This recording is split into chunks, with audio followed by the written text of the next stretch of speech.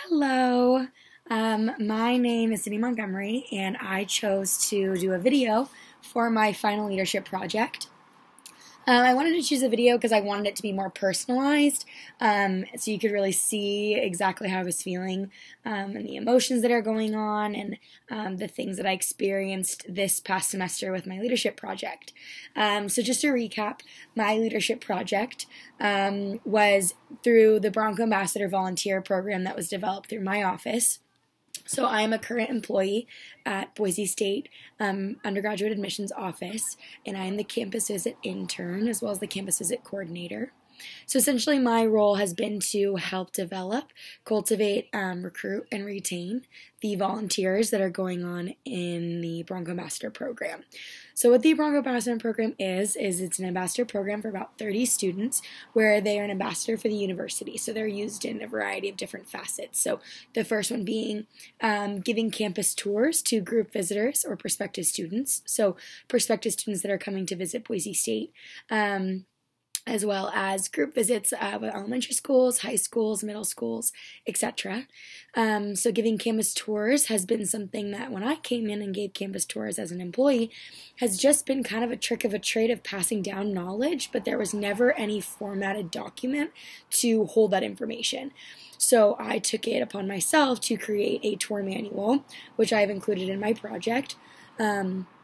Of an entirety of all the buildings on campus, of their history, their significance, what goes on in each of them, information that each department wanted to give to the students that were giving the tours. So for the liberal arts department, or the liberal arts building, what the art department wanted to say, as well as multicultural student services in the student union building and departments that we hadn't really reached out to prior or really discussed. So I'm very proud of myself for reaching out and diversifying our lens. So we didn't really talk much about diversity or multicultural student inclusion before.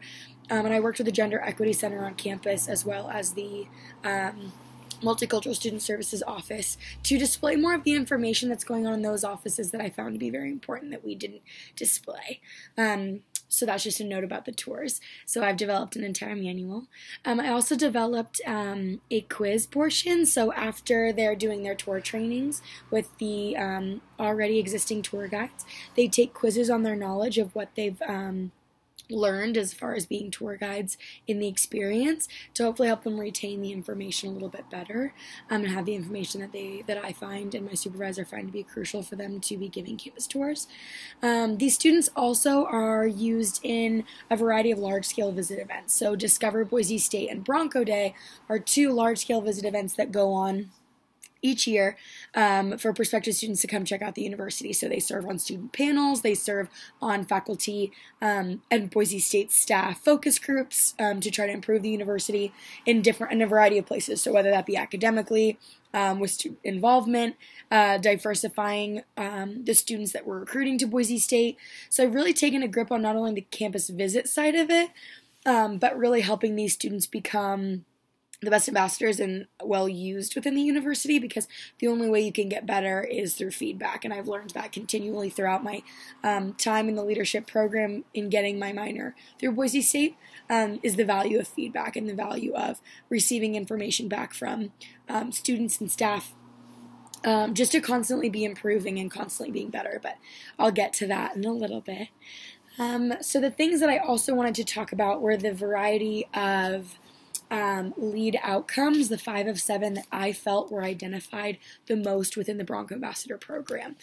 So the first one that I chose was use the constructs of emotional intelligence to identify and effectively respond to the emotions of self and others. So in my opinion, utilizing the constructs of emotional intelligence to identify and effectively respond to the emotions of self and other goes in line with attracting relatability to your experience. So especially working with group visits or prospective students, oftentimes you need to gain a better understanding of who you are and what makes you tick, and your emotional capability to be able to effectively display your emotions in a situation. So, if you're giving a tour to prospective students and you, maybe aren't having the best day or you may be off, but understanding those emotions and understanding how to gain insight on those and really utilizing those emotions to better the experience of the group visitors, but as well as better yourself as a leader. It's okay to ask for help.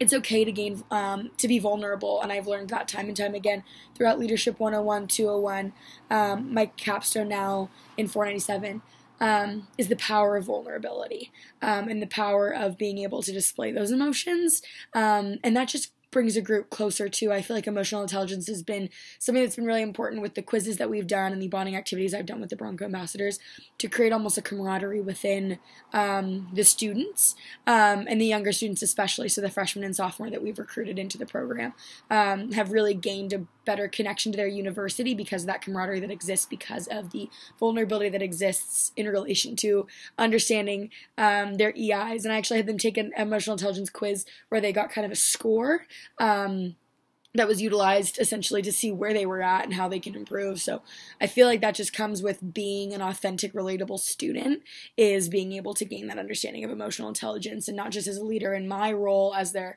supervisor, but also in my role as understanding what my role is and how I can be the best supervisor for my students. So that way, they're able to communicate with me how they want to be communicated to effectively, as well as me communicating back to them. The next thing that I found was that aligned very closely with the Bronco Ambassador program and the tour manuals and the work that I'd done, is to mobilize the unique contributions that people bring as a result of their diverse perspectives. So one thing that we did when recruiting the Bronco Ambassadors was to really diversify the lens of who we were recruiting into the program. So we wanted to get a voice for hopefully almost all publics that we have at Boise State. So having the in-state students who are local in the Boise area or the greater Treasure Valley, the students from Northern Idaho who are coming down and why they're choosing Boise State over University of Idaho, and what those factors are. The students that come from out of state, for example, I'm from Southern California, and so what attracted me to Boise State.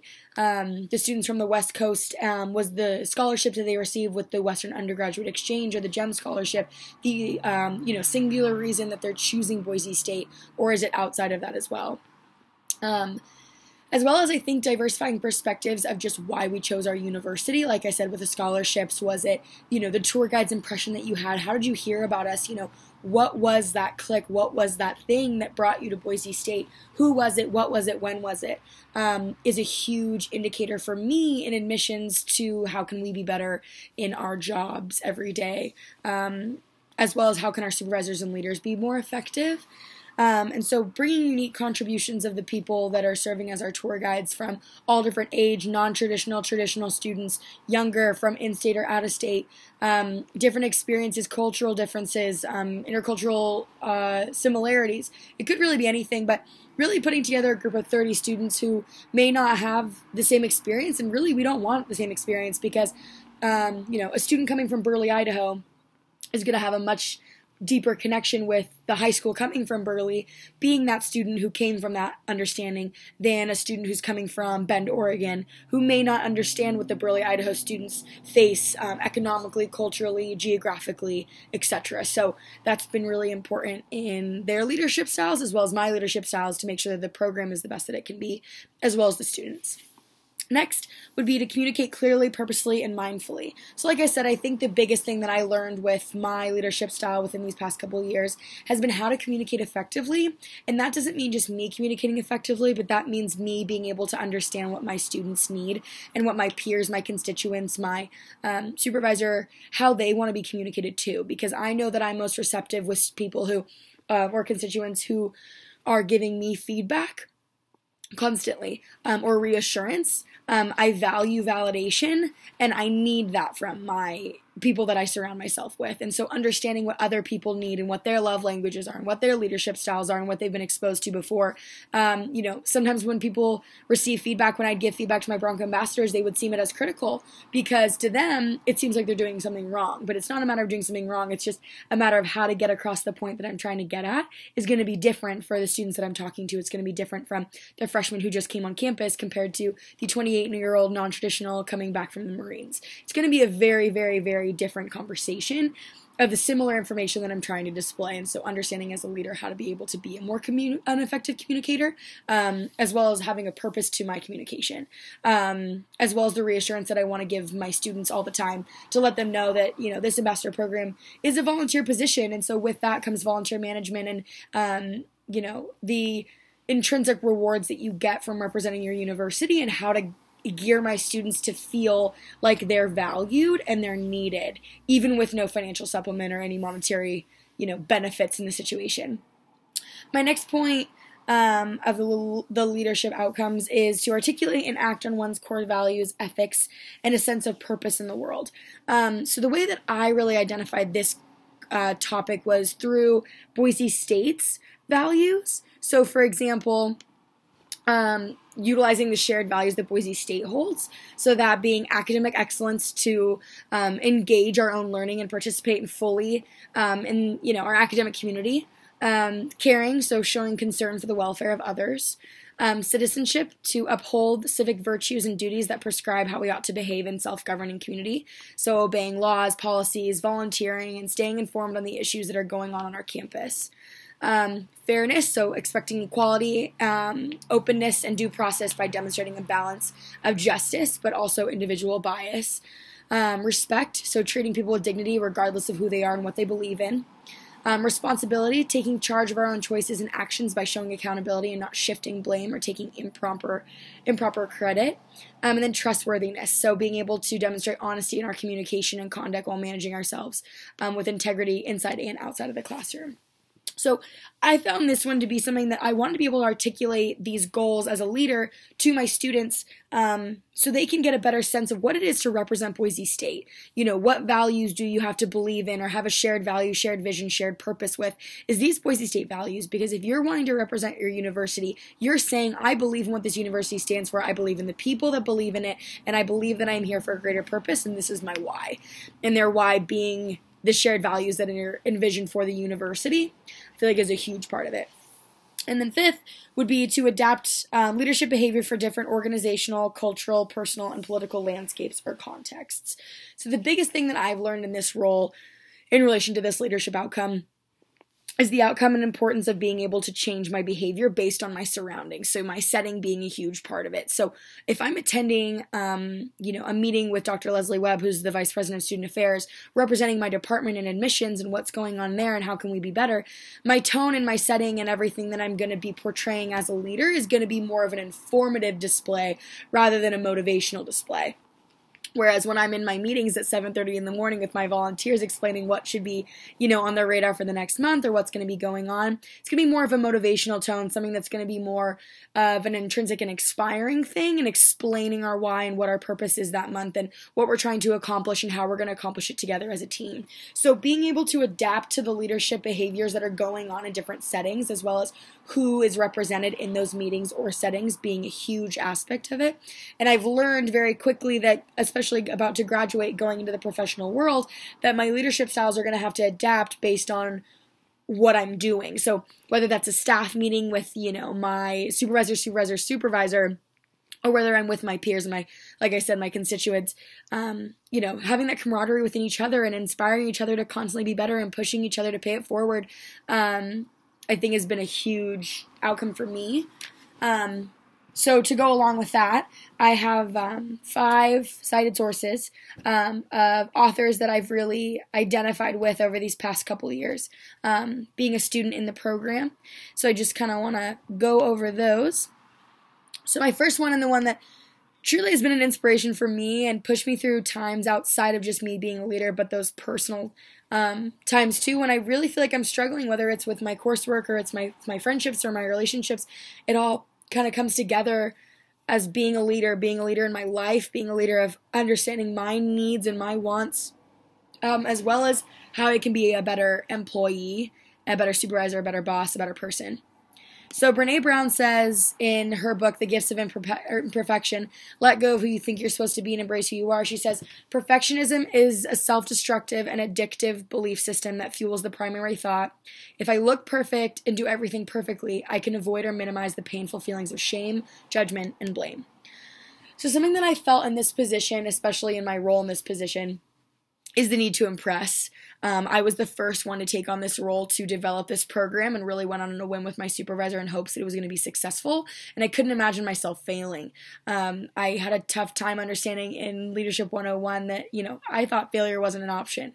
The only way that a leader could truly be a leader is someone who took charge and people listened to and made the rules and had all these outlandish ideas of what a leader was supposed to be, but it really came down to the vulnerability and being able to understand that imperfection is something that's relatable because everyone goes through it. So without that ideal and, being older and being 21, now 22 in this role, I've grown a lot to understand that imperfection is something that can be relatable and people can understand that not everything's going to go right, and flexibility and adaptation are essential keys to being the best leader that you can be. So Brené Brown really takes the lead on the power of vulnerability and how vulnerability plays into being someone who should not fear blame, and blame, isn't just to what a leader is trying to do. It should be a shared vision and a collaborative space always, in my opinion. So Brené Brown has really opened up the doors for me to understand that leadership is not just being heard, but leadership is being inspired to want to continue to lead, and for those people to be inspired to lead others. So that was something that I resonated with.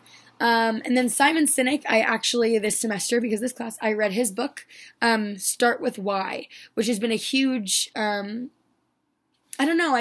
inspiring way to lead that I never really thought of. So the whole basis being how great leaders inspire everyone to take action. And so knowing that I was going to be a supervisor for volunteers, I wanted to be able to inspire these students to understand that, we're leading a movement with this program, and that, we want to understand why we're doing it. So a couple points that I pulled out from this is the reasoning. So he says, it's a naturally occurring pattern, a way of thinking, acting, and communicating that gives some leaders the ability to inspire those around them. Although these, quote, natural-born leaders may have come into the world with a predisposition to inspire, the ability is not reserved for them exclusively. We can all learn from this pattern with a little discipline. Any leader or organization can inspire others, both inside and outside of their organization, to help advance their ideas and their vision. We can all learn to lead. So I feel like people always, I believed my freshman year, people were just born to lead. On a baseball team, you always knew who the leader was from a young age, and so that person had always been ingrained to think that that's the only way that you could do it. And a leader was someone that was already chosen, for natural born reasons, but that's not true. Leadership comes in so many forms and visions and statements, whether that's being a shift lead or whether that's someone that doesn't have any title. I don't believe leadership is something that has a title. I believe that some of the best leaders that I know and people that inspire me the most to be a better leader are people that don't have titles. They just, even as an employees that I work with, don't have a fancy title or, stature. They just come to work, they do their job well, and they're enjoyable to be around. They're people that are dependable and, can be held accountable and will always follow through. So that's something that I find very important. I also found the golden circle to be very important, something that I took away extremely. So the why being in the middle, the how and the what. So oftentimes when we're displaying something as a leader, we just explain the what. What are we doing? We never really think, why are we doing this? You don't question it. Leadership is something that's hard to question. Whereas in Simon Sinek's opinion, he believes that why is the purpose behind it. So he gives an example of, selling an Apple computer. You start a commercial when you see Apple that says, we believe that technology is the betterment for tomorrow, and not we make computers, buy one.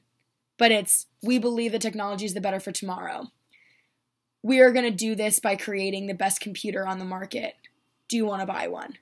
And it becomes something that's so much more of an understanding as to why you're doing it, that you buy into it and you believe it, and you believe in the shared vision and purpose, and you feel like you're a part of something rather than just investing in something. So that's something that I think they do really well. Next, I think consistency. So everything you say and everything you do has to prove what you believe. A why is just a belief. That's all it is. How are the actions you take to realize that belief? So I think for me this past year, being a dependable leader is something that I find to be really important, and something that I want people to know, that they can always count on me as a leader in so many different ways. Another author that I identified and resonated with is Terry St. Marie, who talks about leadership versus management, and some of the things that they talk about are the drive for greatness, to not accept the status quo, to measure and measure more for good measure, so learning to love, data and feedback, building a band of brothers and sisters, so like I said, that camaraderie, argue cohesively and coherently, so understanding that things get complicated, and persuading is a tool, but it's a need in your toolbox to navigate, not to use to abuse. Live, love, and loyalty, pound the table and expect success, so lean into conversations, especially in relation to gender, being a woman, to be able to lean into those conversations. Know it's not about you, to channel frustration positively, filter, so, being able to interpret and redeliver information that you're told into another person's vocabulary, and then acting the part, so you're a leader, act like one, so that relates to tone, posture, bearing, attitude, to be able to bring it in everything outside and inside of a meeting, even just in your everyday, being able to set that example. Another author that I identified with a lot that I studied in Leadership 201 is Alex Sheen. He is a man who started a social movement and nonprofit dedicated to the betterment of humanity. So he started Because I Said I Would, saying that we make and keep promises to end suffering, establish peace, and build happiness. Their mission is to strengthen humanity's will, and they created a promise card to help hold people accountable to their commitments. So making, keeping, and promise to improve yourself, your family, or community. And so these promise cards, I actually have a stack of them. It's something that you utilize to keep yourself accountable for something that you're doing. So one thing that I wanted to write on a promise card is to always keep my head held high, even if my beliefs are scratched. So it hangs above my workspace. And it's something where it's like, I know that my beliefs sometimes will not resonate with everyone that I work with, and I would be ignorant to think as a leader that everything that I say and do, all 30 of my volunteers completely agree with and believe in. That's just not something that's ever going to happen. But being able to understand that people can scratch at those beliefs that you have, and that's okay to challenge those, and that's okay to learn new things, but never to feel lesser because you have those beliefs or values that people may not identify with. So Because I Said I Would has really almost held me accountable to what my leadership style is, and been able to feel confident in it and comfortable in it. I believe in viewing the world through an empathetic lens, and that's something that I've wanted to carry with me, and that's something that I've learned from the day one of my leadership experience at Boise State, is to view the world through an empathetic lens. But it's been challenged because of people that I've met and things that I've done. It's hard to relate sometimes, and so it's been cool to see my development over the past couple years. And then the last one is Catherine Ryan Hyde. So she wrote Pay It Forward, which is a movie and a book as well. And she says that paying it forward proves that you don't need much to change the entire world for the better. You can start with the most ordinary ingredients. You can start with the world you've got. So taking your personal biases and your understandings of this world and paying it forward in a better way. So for me, being a leader, I know that I'm graduating and I'm moving on. So the position that I have currently, I oftentimes take control, and I don't want to delegate positions or things that I'm doing. It's hard for me to let go. And so something that I've tried really hard to is paying it forward to understand the trials and tribulations that I've gone through and not reinventing the wheel.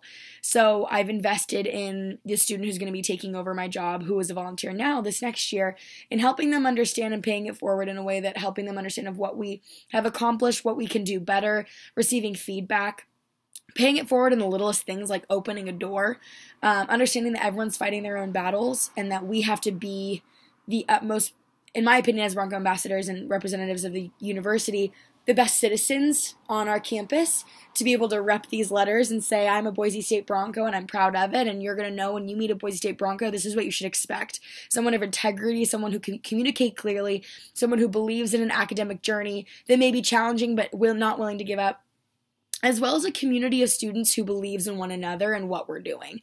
I've never been somewhere in my life that I've had a community that I've believed in more. And going through the leadership classes these past couple of years, and especially in relation to my leadership project or the Bronco Master program, it's been incredible to see the growth that I've made as a student, understanding what living through an empathetic lens means to me.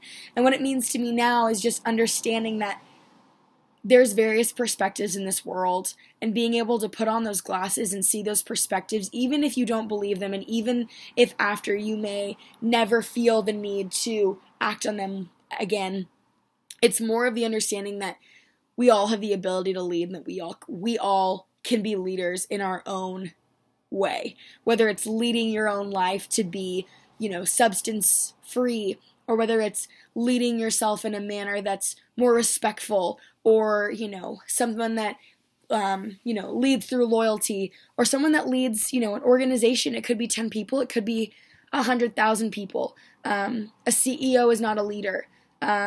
Always, they can have characteristics that are leader, they can have characteristics that are managerial. But in my opinion, a leader is someone who believes in their constituents, who believes in a better tomorrow, and believes that leadership is a constant evolution and a constant evolving process, and that you've never arrived.